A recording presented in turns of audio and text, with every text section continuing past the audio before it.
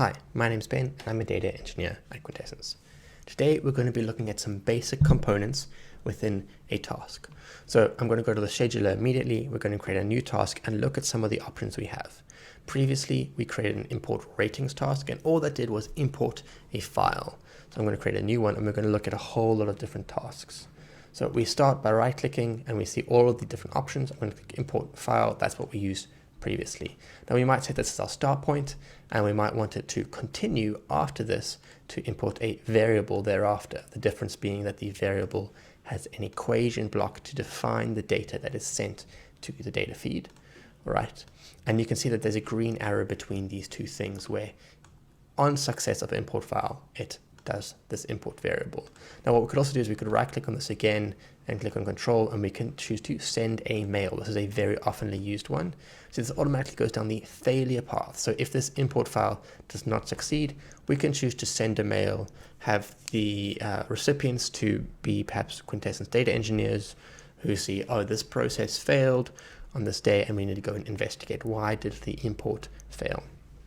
This could also be used to send a report to some analysts, for example, who need to get something every morning. You can have a schedule that will run this to send a particular email out. Now the email is very, very useful, but there's still many, many more. So I'm going to click on the assign variables one. This is a very, very commonly used one, and it is purely just an equation block that you can assign and test variables and figure out what is happening with those variables, or create a report inside here. If you want to call a report, call some time series data, use the utility functions to examine data, whatever the case may be.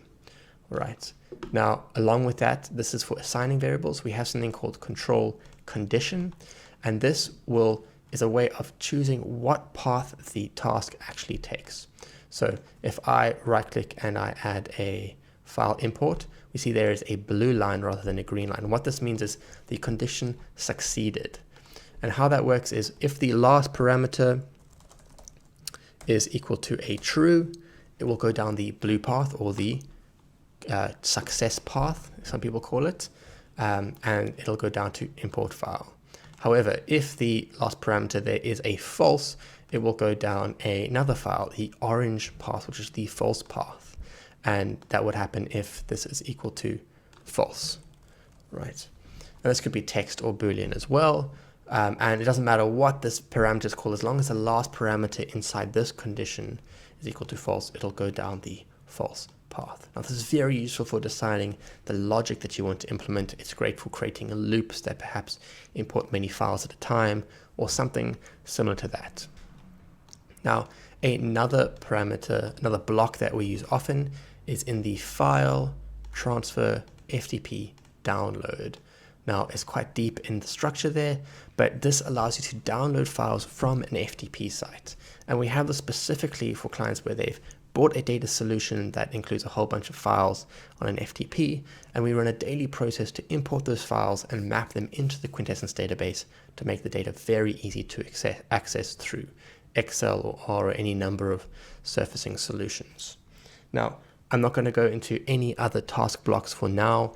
If you're interested in seeing what this may be able to do and what solutions this may be able to create for you, just go to a task, right click and look through all the different options. If you have questions, feel free to let the Quintessence team know. And otherwise, that's all I'm going to go through for now.